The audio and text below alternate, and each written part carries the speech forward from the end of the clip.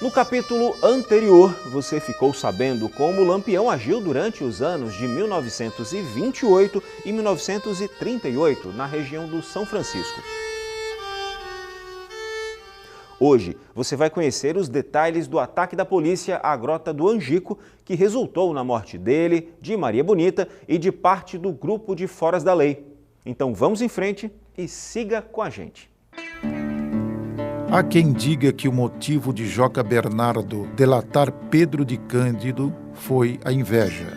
Dizem até hoje na região que o delator não se conformava com a deferência com que o colega coiteiro era tratado por Lampião, enquanto ele, Joca, era desprezado por Corisco.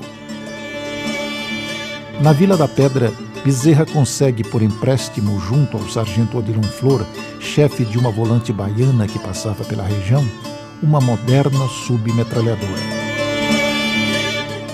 Em Piranhas, Aniceto junta 12 homens no pequeno caminhão e na manhã do dia 27 de julho parte pelo meio da feira da cidade, anunciando aos quatro ventos que iria combater Lampião num lugar distante.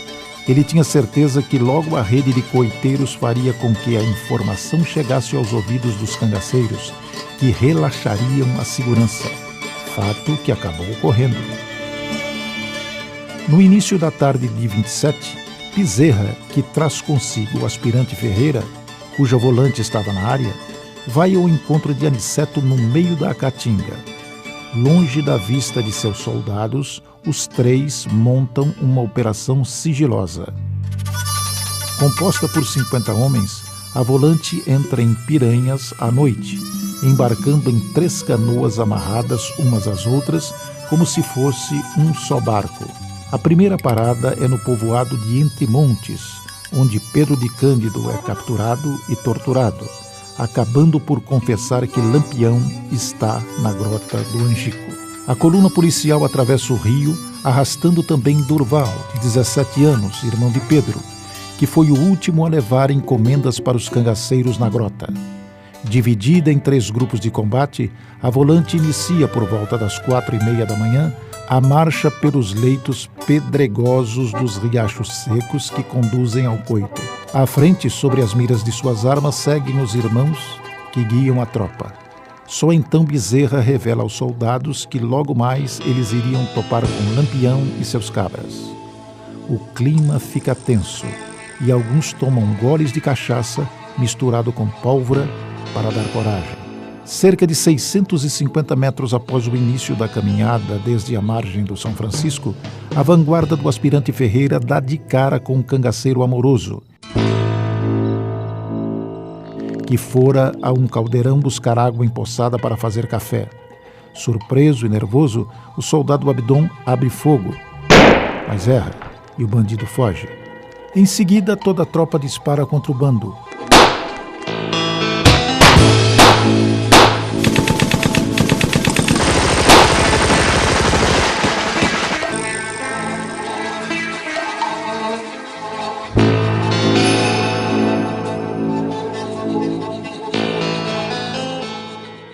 Lampião, já caído, é fulminado por um tiro de misericórdia na cabeça, enquanto outros soldados lhe desferem coronhadas no crânio. Na troca de tiros, que durou apenas 5 minutos, 11 dos 35 cangaceiros acampados na grota são mortos e 24 conseguem escapar. Entre eles, 3 estão feridos. O soldado Adrião Pedro de Souza foi a única vítima fatal entre os policiais. Já o tenente Bezerra e o soldado Guilherme Silva são baleados sem gravidade. Os cangaceiros abatidos são decapitados e os valores que carregavam, como dinheiro, joias, ouro, prata e pedras preciosas, produto dos roubos ocorridos durante 20 anos de atuação criminosa, são saqueados pelos vencedores, ensandecidos pela cobiça. Além de Lampião e Maria Bonita, morreram em Angico Luiz Pedro, Enedina, Quinta-feira, Marcela, Elétrico, Luiz de Teresa, Mergulhão, Alecrim e Colchete. Entre os 24 bandoleiros que escaparam do confronto estava José, um jovem de 17 anos, sobrinho de Lampião, filho de Virtuosa, que entrara no cangaço apenas 3 dias antes do tiroteio que pôs fim à vida do tio famoso.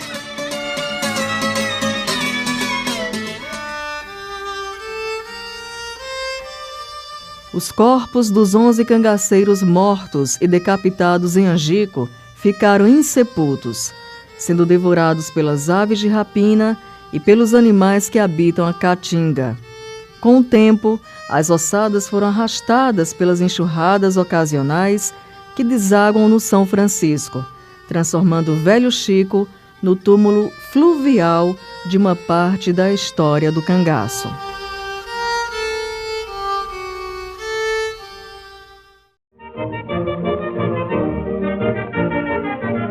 Não vim ao mundo pra chorar miséria e também não gosto de te ouvir chorar. Não vim ao mundo para ouvir lamúrias, pois eu nesta vida quero só gozar. Não vim ao mundo pra chorar miséria e também não gosto de te ouvir chorar. Atenção, amigo ouvinte, interrompemos nossa programação para uma notícia de última hora. A Rádio Mandacaru, a voz das Caatingas, informa em edição extraordinária. E atenção, muita atenção! Porto da Folha, Sergipe, manhã de quinta-feira, 28 de julho de 1938, urgente. Nosso correspondente no estado de Sergipe acaba de informar que o cangaceiro Lampião foi morto hoje na Grota do Angico, localizada no município de Porto da Folha, às margens do rio São Francisco, distante 198 quilômetros de Aracaju. Virgulino Ferreira da Silva, que há 20 anos aterrorizava os sertões de 7 dos 9 estados nordestinos, morreu por volta das 5 horas e 20 minutos desta manhã de quinta-feira, juntamente com a sua companheira Maria Bonita e mais 9 companheiros de crime. Ainda segundo nosso correspondente, Lampião e seu grupo foram atacados de surpresa por uma patrulha volante do Regimento Policial Militar do estado de Alagoas, sediada na vizinha cidade de Piranhas e comandada pelo primeiro-tenente João Bezerra da Silva. Outras informações recebidas via telégrafo dão conta de que os 11 bandidos mortos tiveram suas cabeças decepadas e que o soldado Adriano Pedro dos Santos, conhecido como Adrião, morreu em combate, ficando feridos o comandante Bezerra e o soldado Guilherme Francisco da Silva. Informou a Rádio Mandacaru em edição extraordinária, num oferecimento do querosene Jacaré, o combustível do Brasil moderno. Piranhas, Alagoas, tarde de quinta-feira, 28 de julho de 1938, urgente. Nosso correspondente no estado de Alagoas acaba de confirmar que as cabeças de Lampião, Maria Bonita e de mais 9 cangaceiros mortos na manhã de hoje, na Grota do Angico, em Porto da Folha, em Sergipe, estão expostas neste momento na escadaria da Prefeitura de Piranhas, juntamente com armas, chapéus, cartucheiras e outros objetos pessoais dos membros do bando. Assim que a notícia da morte do rei do cangaço se espalhou, centenas de moradores da região se dirigiram à cidade ribeirinha para confirmar a informação. Pessoas que conheciam Lampião pessoalmente reconheceram imediatamente a sua cabeça. De acordo com informações colhidas na cidade alagoana, há um clima de festa entre a maioria da população que desde 1928 sofria com os constantes ataques dos cangaceiros. Telegrama enviado há 10 minutos à nossa redação informa que o coronel Teodoreto de Camargo, comandante-geral do Regimento Policial Militar de Alagoas, e o tenente-coronel José Lucena de Albuquerque Maranhão, comandante do 2º Batalhão Regimental, sediado em Santana do Ipanema e responsável pela repressão ao cangaço na região, já estão em Piranhas, onde cumprimentaram o tenente Bezerra e seus comandados. O interventor federal em Alagoas, Dr. Osman Loureiro, enviou mensagem ao presidente Getúlio Vargas, comunicando a morte do famoso Facínora e enaltecendo a atuação da Força Volante Estadual pelo sucesso da missão que acabou exterminando o Lampião e parte do seu bando. Após o sepultamento do soldado Adrião Pedro de Souza em Piranhas, na sexta-feira, 29 de julho, a Volante seguiu em comboio, passando por Olho d'Água do Casado, Talhado e Pedra de Delmiro, onde as cabeças foram novamente exibidas ao povo, seguindo viagem a Santana do Ipanema.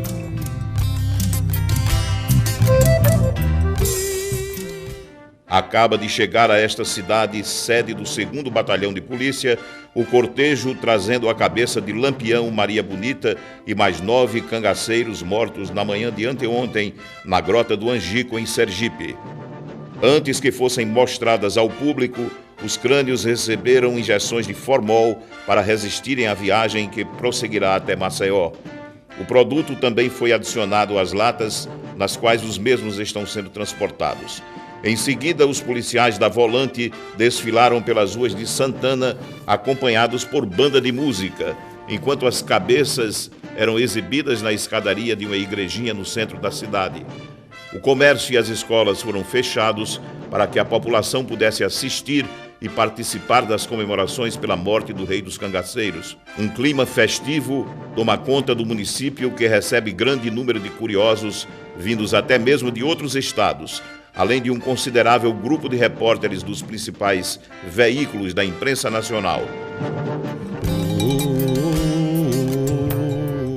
Na manhã de domingo, 31 de julho, o cortejo policial passou por Palmeira dos Índios e Limoeiro de Anadia, fazendo nova exibição dos troféus de guerra. Ainda naquele domingo, as cabeças de Lampião e Maria Bonita foram levadas de caminhão a Maceió. As demais foram enviadas por trem especial e chegou à capital alagoana na segunda-feira, 1º de agosto. Maceió, Alagoas, noite de domingo, 31 de julho de 1938, urgente. Os moradores do bairro do Bebedouro foram os primeiros de Maceió a testemunhar a entrada na capital alagoana da comitiva trazendo os troféus de guerra do vitorioso combate da Volante do Tenente Bezerra com um bando de Lampião. A exemplo de todos os lugares por onde passaram, os soldados exibiam as cabeças, recebendo aplausos do povo, embevecido por ver de perto o crânio do mais famoso cangaceiro dos sertões e dos seus companheiros de crime. A parte da população que achava que Lampião era imortal e jamais seria alcançado pelos braços da lei, agora deparava-se com a sua cabeça decepada. Em determinado momento, um homem do povo pediu para abrir o olho direito de Lampião para ver se havia o sinal do glaucoma que o cegava e que fez com que ele recebesse da imprensa o apelido de Rei Vesgo. Atendido, o cidadão constatou que a cabeça, mesmo deformada por um tiro e pelas diversas coronhadas que recebeu no angico, que lhe quebraram o nariz e a mandíbula, era mesmo de Lampião, já que o olho embranquecido pela doença não deixava dúvida sobre a identidade do morto. Levado ao quartel-geral da polícia, na Praça da Cadeia, os restos mortais do Rei do Cangaço, de Maria Bonita, sua companheira de jornada, foram mostradas orgulhosamente da sacada do quartel ao povo, que lotava a praça às 21 horas deste domingo pesado e, ao mesmo tempo, festivamente alegre. Ainda nesta noite, as cabeças foram entregues ao legista Lages Filho, do IML da Santa Casa, encerrando uma procissão macabra que teve início 4 dias antes em Piranhas.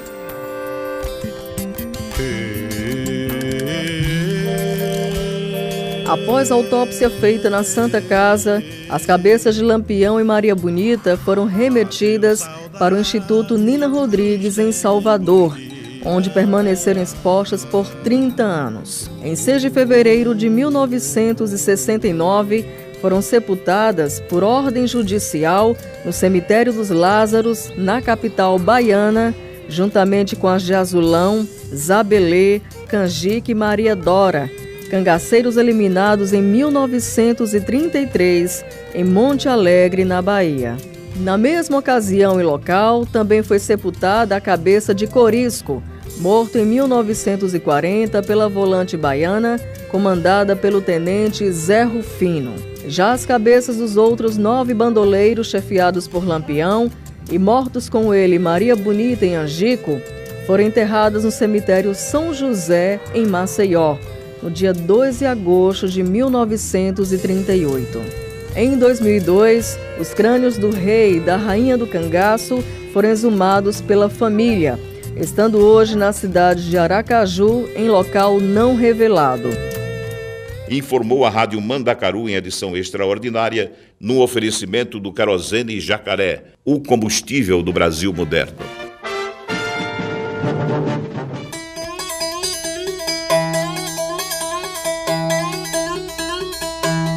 Esta é a bela, histórica e charmosa cidade de Piranhas, engastada nos morros que margeiam o lado alagoano do Rio São Francisco, no noroeste do estado, a 300 quilômetros da capital Maceió.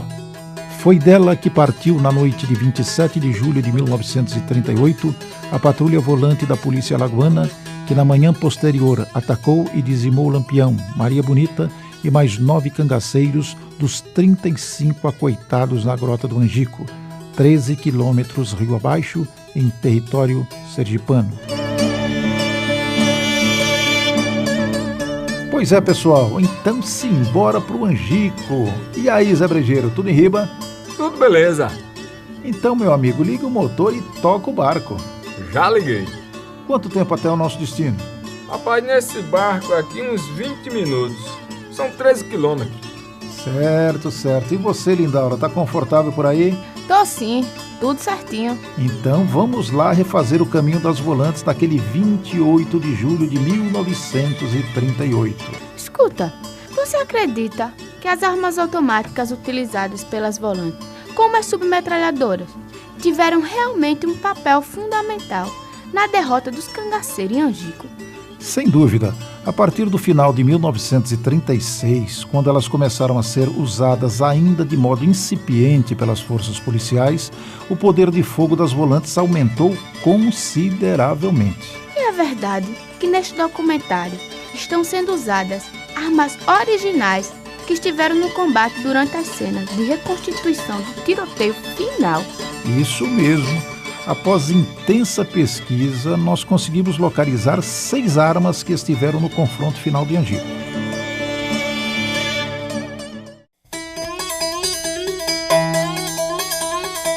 Na busca pelas armas que foram utilizadas pela tropa volante alagoana, comandada pelo tenente João Bezerra, durante o ataque à Grota do Angico, em 28 de julho de 1938, nossa equipe esteve no Museu Particular do escritor e historiador João de Souza Lima, na cidade de Paulo Afonso, estado da Bahia, região do Raso da Catarina, onde Lampião e seu bando atuaram com muita intensidade. No rico e diversificado acervo, encontramos, além das armas que participaram do combate, objetos pessoais dos cangaceiros, soldados e coiteiros, como cartucheiras, bornais, chapéus, colares, joias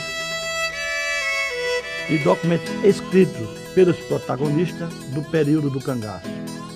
Posteriormente, fizemos gestões junto à Polícia Militar do Estado da Bahia, onde localizamos a submetralhadora Bergman, emprestada pelo sargento Odiron Flor, da volante baiana, ao tenente João Bezerra, na véspera do combate do Angico. No terceiro capítulo de Os Últimos Dias do Rei do Cangaço, você vai saber que tipo de armas foram utilizadas durante o tiroteio travado em Angico, o último covil dos bandoleiros, bem como as versões sobre a morte de Lampião. Então fique ligado e embarque com a gente nessa aventura pelo tempo.